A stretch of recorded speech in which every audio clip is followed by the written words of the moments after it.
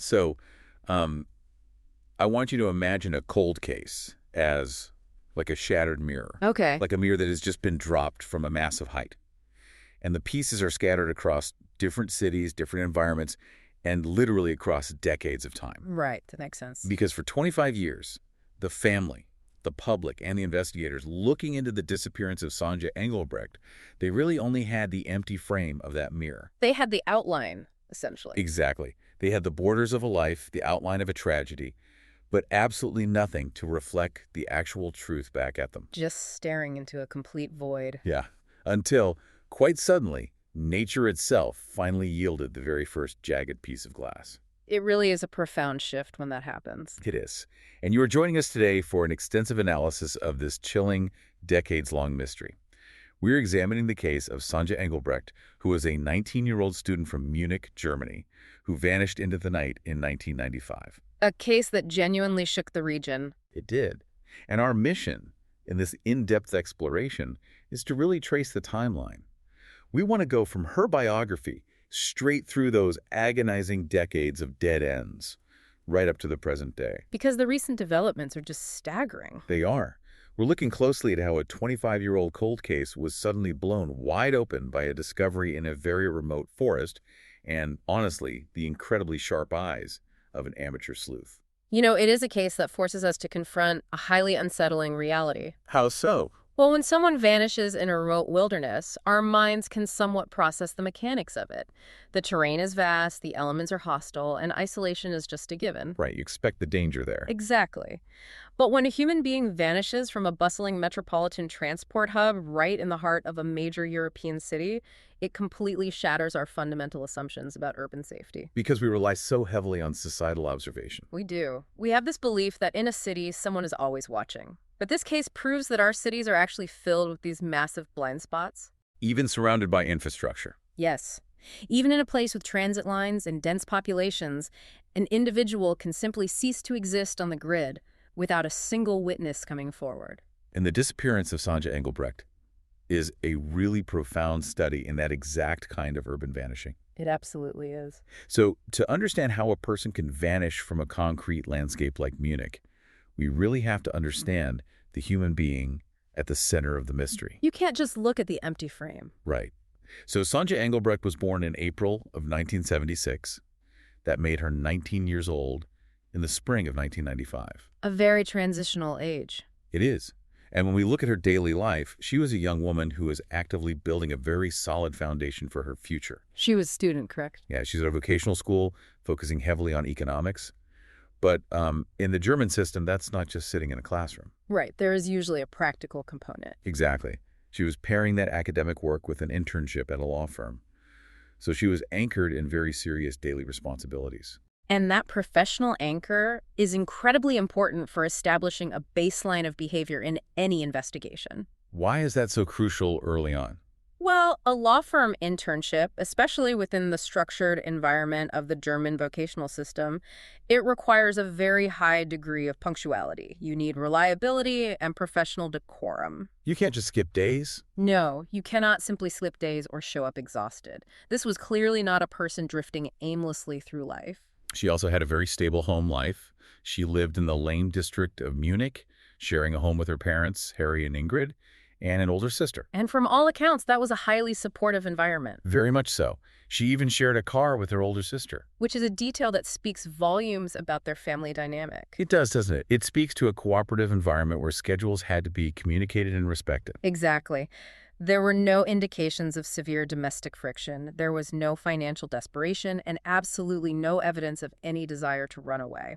Which makes her personal life so fascinating to me because it really presented a duality. People are rarely just one thing. Right. And true crime media often flattens victims into these one-dimensional tropes.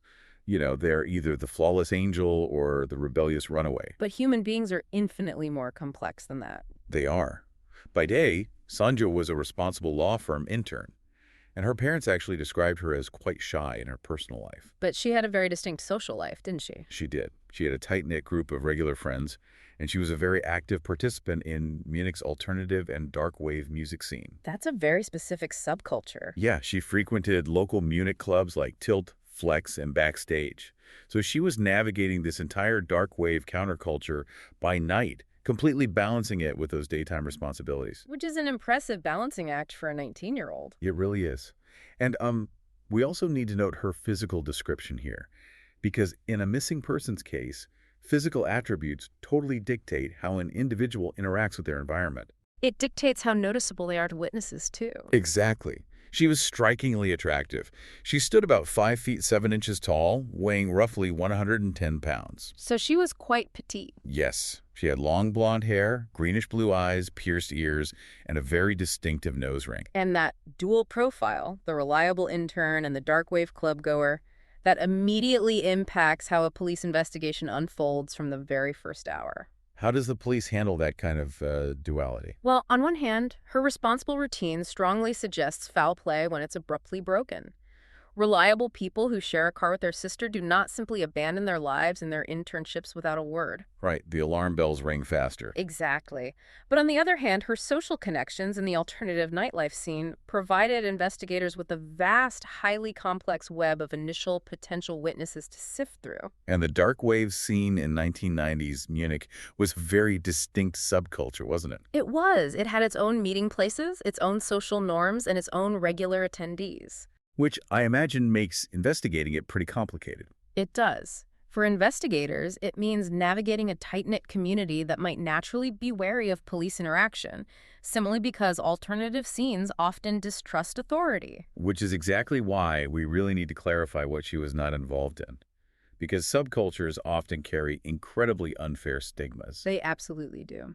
The police definitively confirmed that Sonja was not involved in the drug scene. That is a crucial fact to establish early on. It is, because it dispels those common damaging myths that always seem to plague disappearances associated with alternative club scenes in the 1990s. Right, the assumption is often that drugs were somehow involved. Exactly.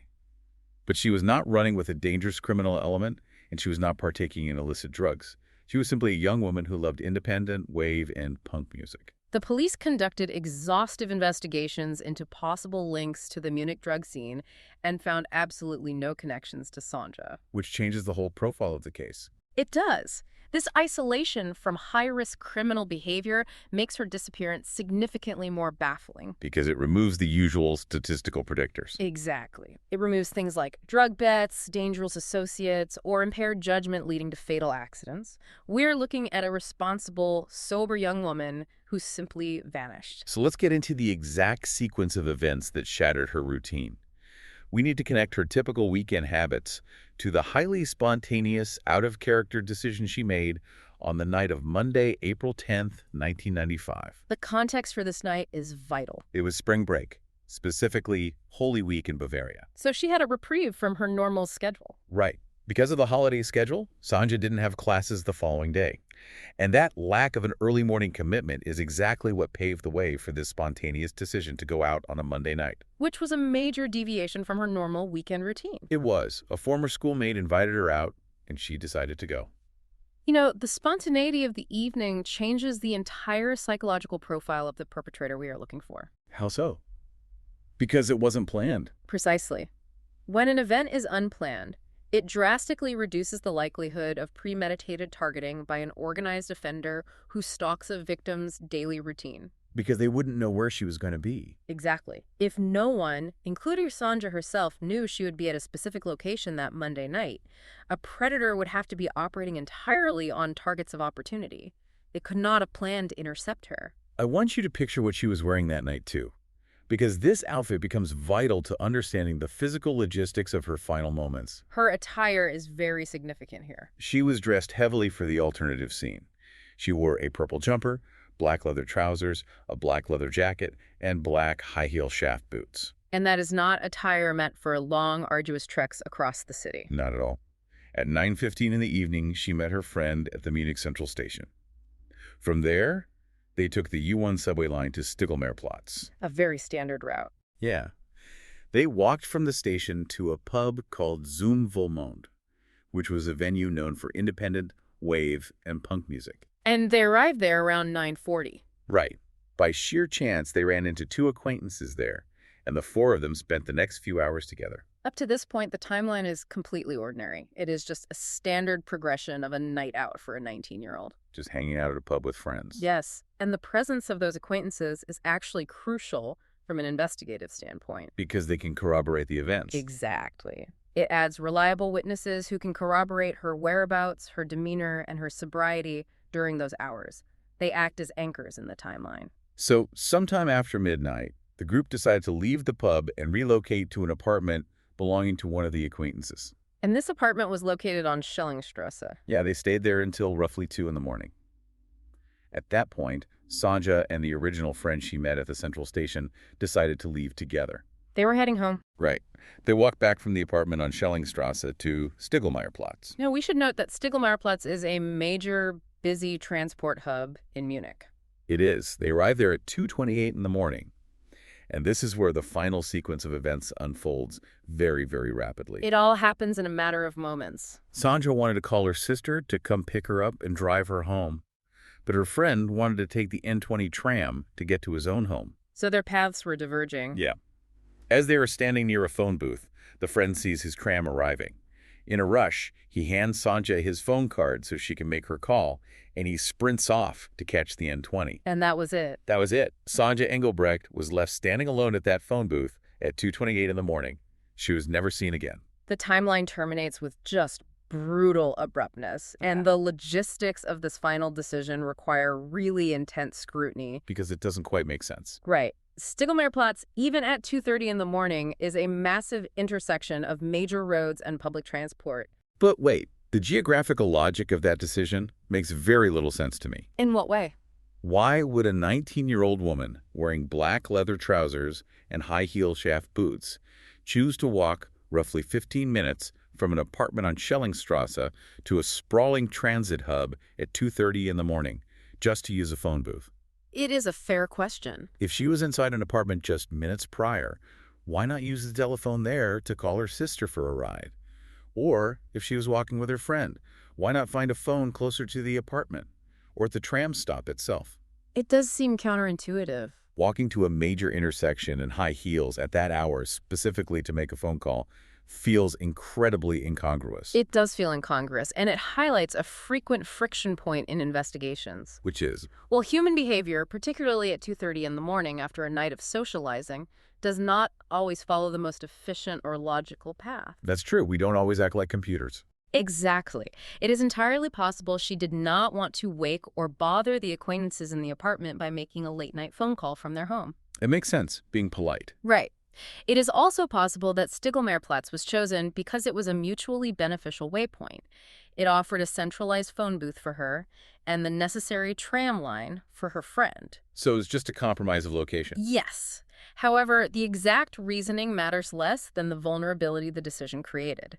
If we connect this timeline to the broader picture of victimology and opportunity, we see how perpetrators often rely on microscopic windows of vulnerability. We are talking about literal seconds here. Exactly. We are talking about the seconds between a friend boarding a departing tram and a young woman standing alone, illuminated in a glass phone booth, waiting to make a call. Just a momentary lapse in safety. Yes, an opportunistic predator does not need hours to execute an abduction. They need only a momentary lapse in guardianship.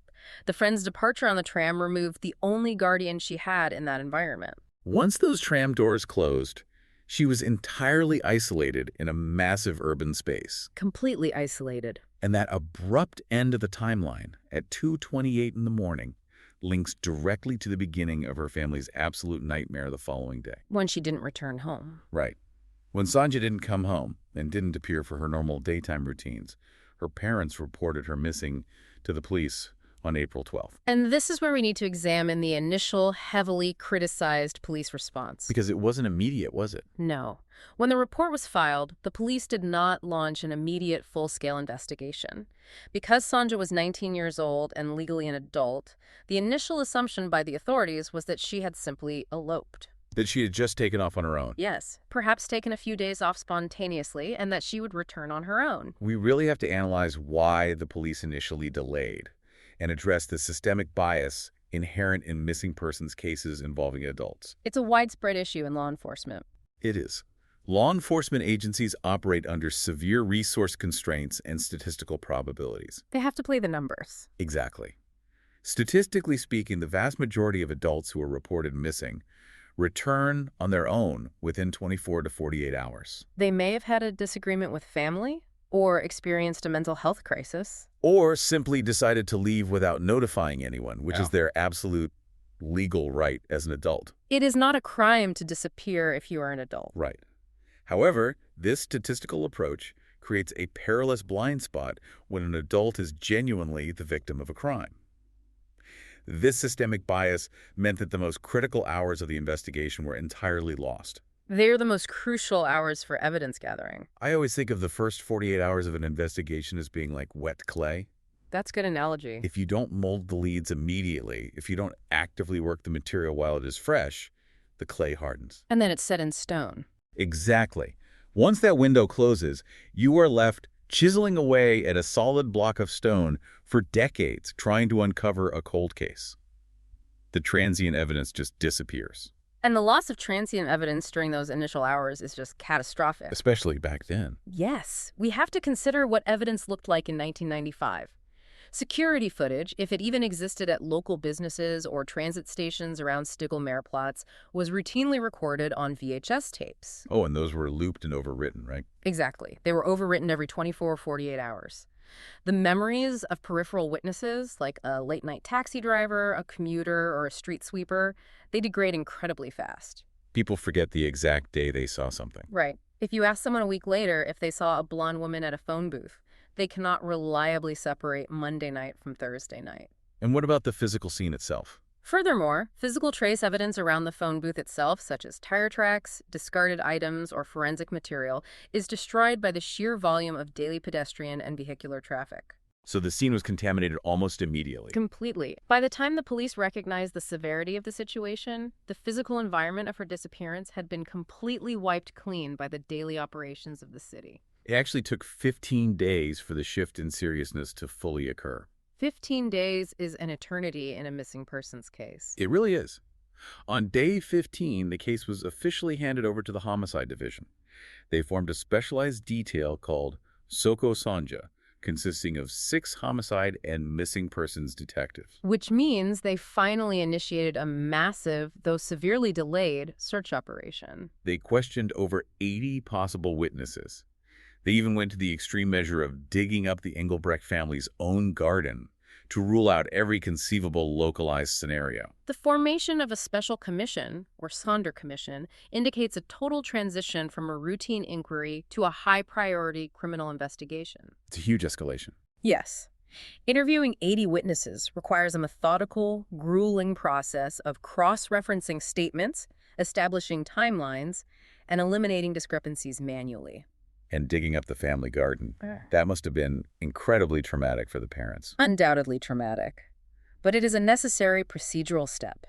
Investigators must clear the immediate family and the domestic environment first, as statistically, violence often originates close to home. They have to rule out the closest circles. The police had to be absolutely certain the answer wasn't buried in the backyard before they could look outward. They did establish key exclusions, though. Yeah. The friend who left her at the tram was cleared early on. That was a significant step. It was. And the extensive investigations into the Stigl-Meerplatz drug scene yielded absolutely nothing. So they hit a wall. They did.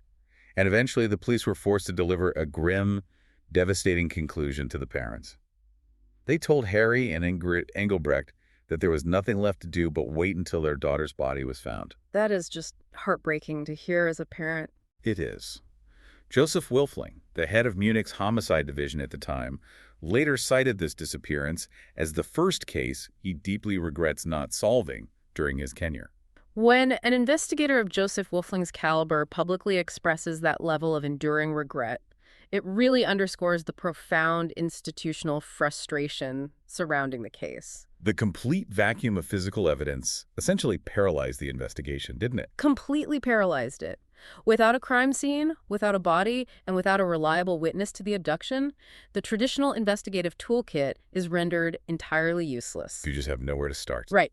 You cannot trace the weapon, you cannot establish the cause of death, and you cannot place a suspect at the scene. They had nothing but a timeline that ended at a phone booth. This complete lack of physical evidence forced the family and eventually the police to turn to the media. It was their only remaining option. They had to rely on the press to keep the memory of Sonja alive, leading to decades of false hope, media spotlights, and severe family friction. The parents launched a truly desperate media campaign. They appeared on prominent German television talk shows, including programs hosted by Hans Meiser and Maischberger.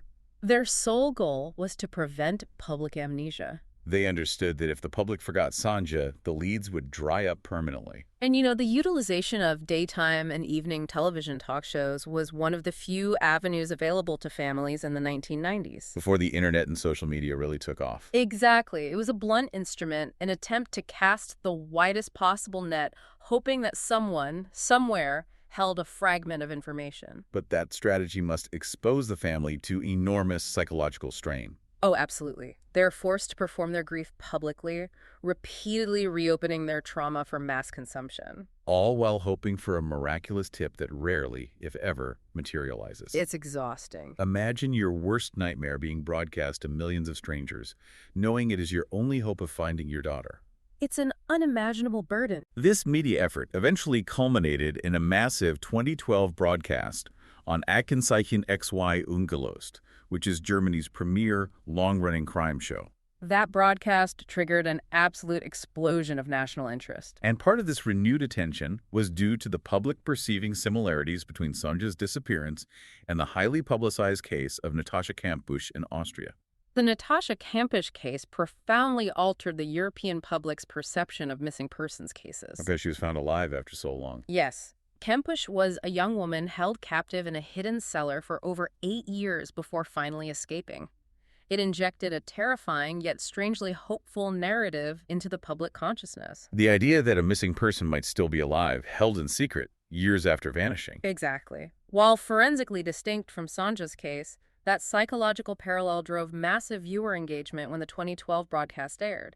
People were primed to believe that victims could survive long-term captivity. During that 2012 broadcast, new police theories were presented to the public. Right, they brought forward a new angle. Chief investigator Robert Bastian revealed that in the 1990s, the area around Stiegelmeierplatz was known to be near a cruising area for street prostitution.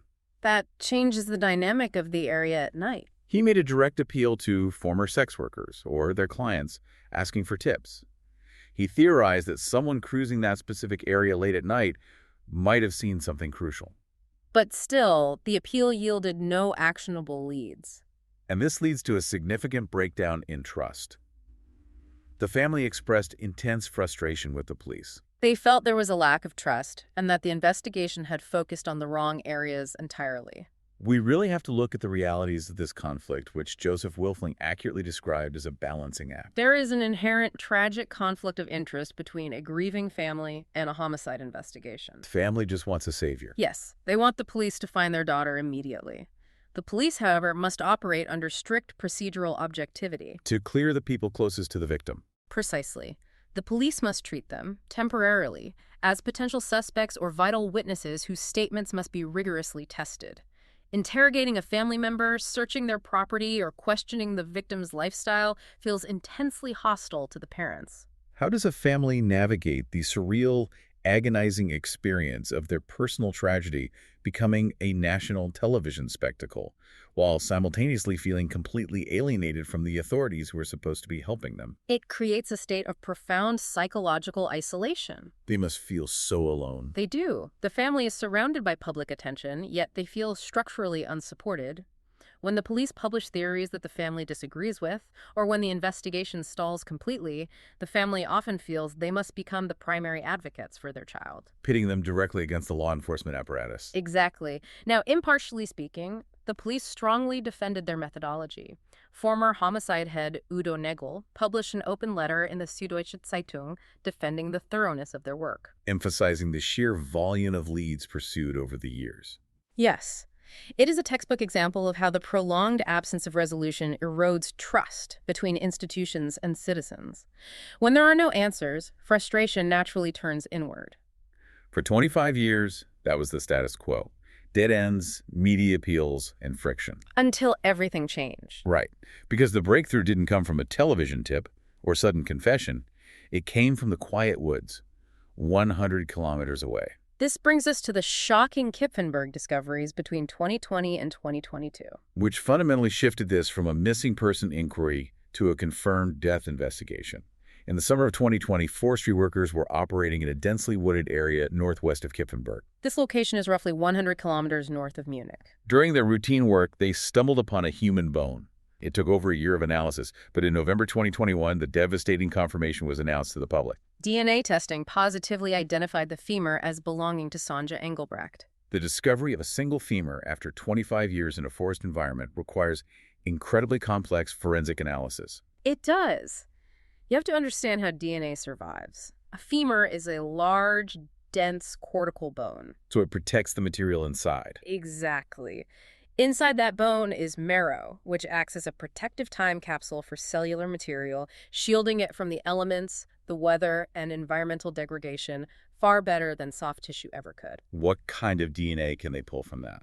A femur can yield mitochondrial DNA, which is more abundant in cells and survives longer, and under the right conditions, nuclear DNA, which is what allowed for the positive identification. Can they tell how she died from just that bone? It can show signs of perimortem trauma injuries sustained around the time of death, such as blunt force damage or tool marks.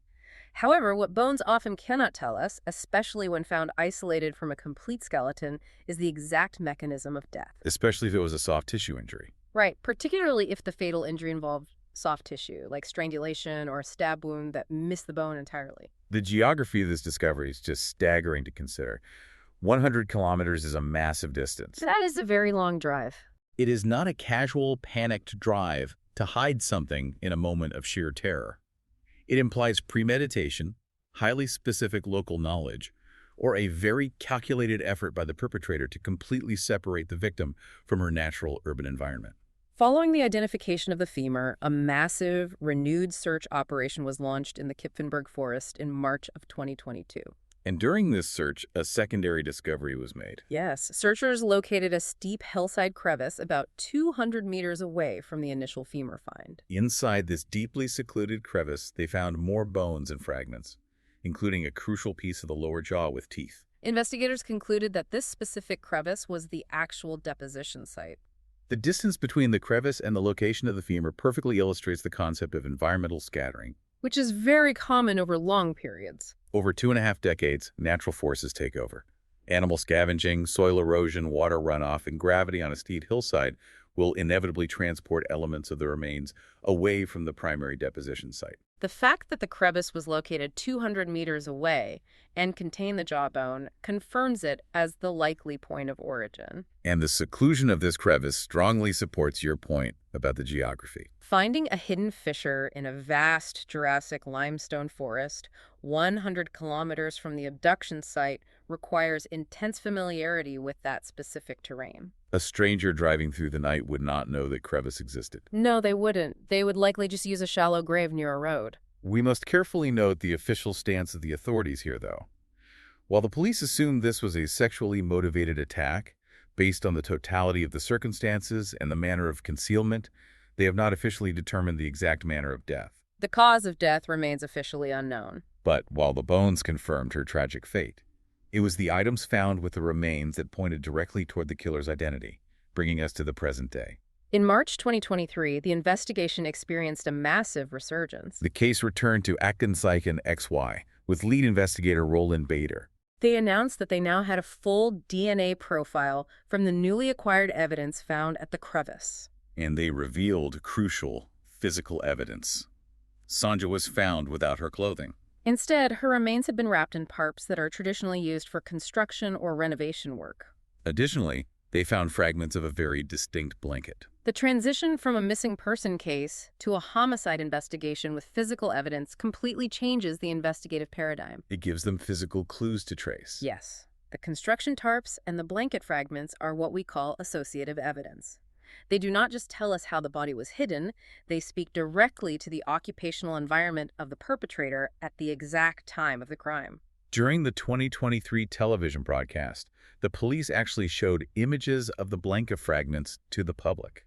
And that appeal generated over 50 calls during the broadcast alone. And incredibly, an amateur sleuth watching the program successfully identified the exact make and type of that blanket based entirely on those small fragments shown on screen. Which highlights a monumental shift in modern investigations. The democratization of information and crowdsourced internet sleuthing is fundamentally altering the landscape of cold case investigations. It really is. A piece of fabric that baffled official investigators for months was identified by an ordinary citizen with internet access and a sharp eye. Because historically, law enforcement agencies operated in strict silos of information, right? Exactly.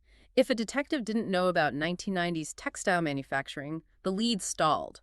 Today, crowdsourcing allows investigators to leverage the collective, specialized knowledge of millions of people instantly. An amateur sleuth might have a background in textile manufacturing. Or simply possess a hyper-specific memory for 1990s domestic goods that no homicide detective could be expected to have. And this single identification allowed the police to refine their theories significantly. Like on the tarps and the identified blanket, the police developed a new, highly refined suspect profile. They now believe the killer was likely a house painter or someone actively involved in renovation work in 1995.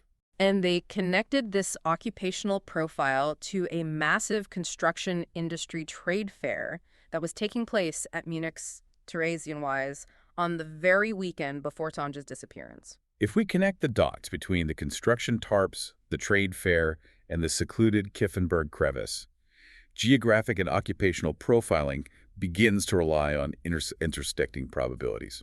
A massive construction trade fair in Munich would draw thousands of contractors, painters, and renovators to the city. If a perpetrator matching this profession attended the fair and subsequently abducted the victim, their vehicle would logically contain the tools of their trade. Like renovation tarps and protective blankets. Following the crime, they utilized the materials readily available to them in their vehicle to conceal the body. And the local connection tightens the net even further. The police stated that the killer must have intimate knowledge of the Kiffenberg area because the crevice was virtually unknown even to locals. It isn't a place you stumble upon randomly in the dark while looking for a hiding spot. But while this renovator profile is the leading theory driving the investigation today, the sheer vacuum of information over the last 3 decades birthed several other chilling theories and bizarre coincidences that we really must address. The parents, understandably, held lingering doubts for years. Before the remains were found, they suspected human trafficking. They also speculated about elements of the occult or goth scene being involved. And they maintained deep doubts about the friend's story from that night.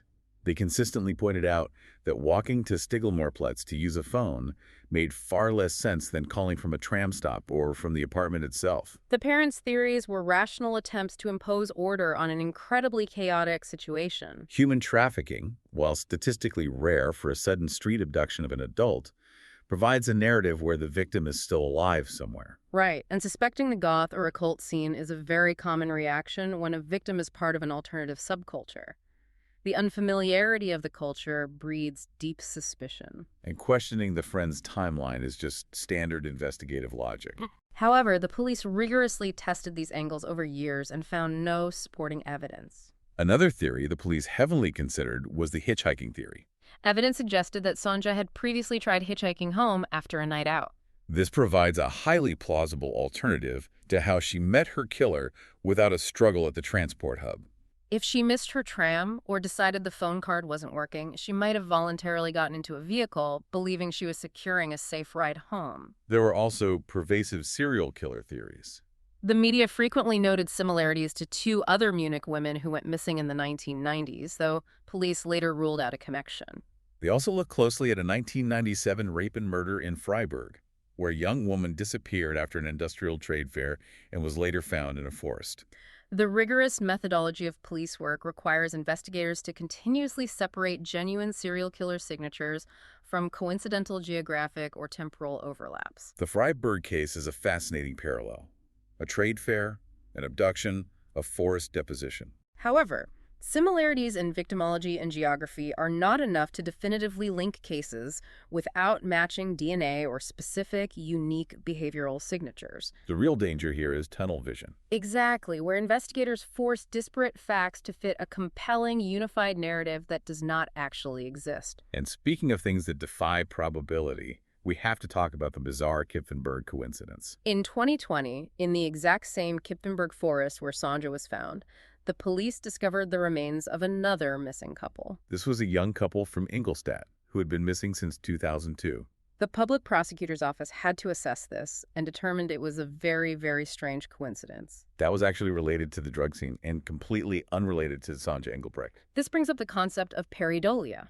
Pareidolia is the human brain's desperate need to find patterns in chaos, like seeing faces in the clouds. It must be incredibly hard for a community, and even for investigators, to accept that two entirely separate horrific tragedies could end up in the exact same remote Bavarian forest by sheer coincidence.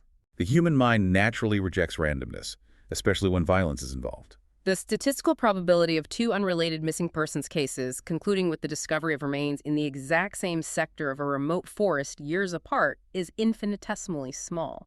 Yet, anomalies do occur in reality. The rigorous separation of these cases based on forensic reality, the Ingolstadt couple being tied to a known drug nexus, and Sonja's case pointing to an opportunistic, sexually motivated attack linked to construction materials, is a testament to objective investigative work. Triumphing over the brain's natural desire to merge the narratives into one neat story. Exactly. The investigation of the disappearance and death of Sonja Engelbrecht has been a massive, multi-decade journey covering a vast geographical and psychological landscape. It really has. We have traced the narrative from a missed tram at Stiegelmeierplatz, through years of agonizing media appeals and false hope, to the grim, undeniable discoveries in a hidden Kipfenberg crevice. And finally, we have arrived at the modern era, where advanced DNA profiling and the crowdsourcing efforts of ordinary citizens are slowly but steadily closing the net around a highly specific suspect profile. The resilience of the investigators who have refused to let the case die and the enduring, unbreakable love of a family demanding answers remain the driving forces behind this pursuit. It is an ongoing testament to the reality that cold cases are never truly closed as long as evidence exists and science advances. The landscape of the investigation has shifted from one of absolute darkness to one slowly eliminated by forensic science. It really is incredible to see how far the technology has come. As we conclude this extensive analysis, I want you to consider the profound, quiet psychological burden currently being carried by the perpetrator. Just think about living with that. Imagine living a seemingly normal life for nearly 3 decades. You go to work, you speak with your neighbors, you age. You live with the absolute belief that your darkest secret was perfectly, permanently swallowed by the earth in a secluded forest 100 kilometers away. And then you have to sit in your living room and watch helplessly on national television as modern science, DNA extraction, and the sharp eyes of ordinary citizens slowly but inevitably bridge that 100-kilometer gap, bringing them right to your front door. The true terror for the killer today is not just that the police are looking for them. It is that everyone is looking. Thanks for listening.